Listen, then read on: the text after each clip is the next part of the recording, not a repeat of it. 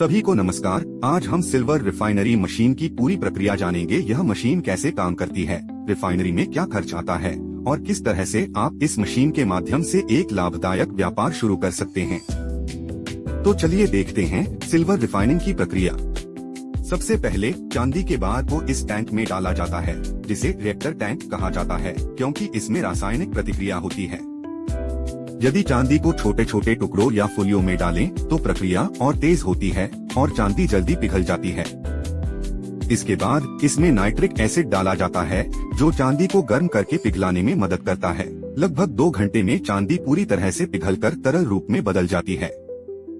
यह पूरी मशीन इस कंट्रोल पैनल के जरिए संचालित होती है। रिएक्शन के दौरान उत्पन्न धुआं कंडेंसर से होते हुए स्क्रबर में जाता है। स्क्रबर के टैंक में कॉस्टिक सोडा मिला हुआ पानी होता है, जो धुएं पर लगातार छिड़काव करता है और उसे प्रदूषण मुक्त बनाकर पर्यावरण में छोड़ने योग्य बनाता है। जब चांदी पूरी तरह से पिघल जाती है, तब उसे इस फिल्टर से छाना जाता है। इसमें मिली हुई अन्य धातुएं जैसे सोने के कण और अन्य मेटल फिल्टर के कपड़े पर रुक जाते हैं और पिघली हुई चांदी, जिसमें कॉपर भी मिक्स होता है, दूसरे टैंक में स्थानांतरित हो जाती है, जहां आगे की प्रक्रिया होती है, जिसमें चांदी को कॉपर से अलग किया जाता है। इस टैंक को प्रेसिपिटेशन टैंक कहा जाता है।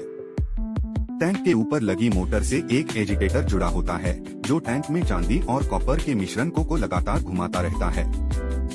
कुछ घंटे बाद इस मिश्रण में कॉपर पाउडर डाला जाता है, जिससे पिघली हुई चांदी बैठ जाती है। इसके बाद इस स्टिरर को घुमाया जाता है, जिससे पिघली हुई चांदी एक पाउडर के रूप में बदलकर फिल्टर पर रुक जाती है और बचा हुआ पानी, जिसमें कॉपर मिला होता है, उसे एक ड्रम में इकट्ठा कर लिया जाता है, ताकि उसमें से कॉपर को अलग किया जा सके।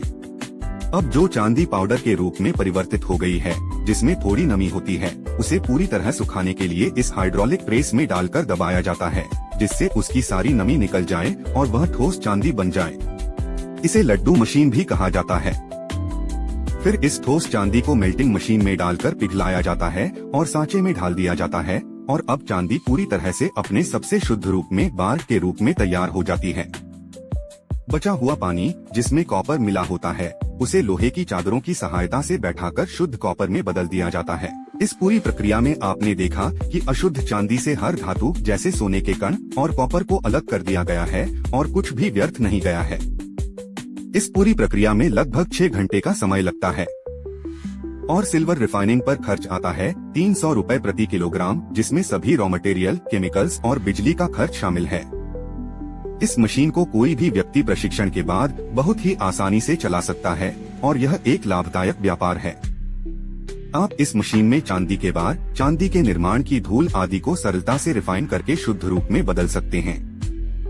यह मशीन 10 किलोग्राम से लेकर 1000 किलोग्राम तक की क्षमता में उपलब्ध है। किसी भी प्रकार की जानकारी या खरीदारी के लिए आप हमसे संपर्क कर सकते हैं। हमारी कंपनी का नाम ईरा कॉर्पोरेशन है और यह मुंबई में स्थित है। हमारे उत्पादों पर भारत की 2 सर्वोच्च संस्थाओं का विश्वास है। हमसे इसी तरह की जानकारियों के लिए जुड़े रहिए। हमें देखने और सुनने के लिए धन्यवाद।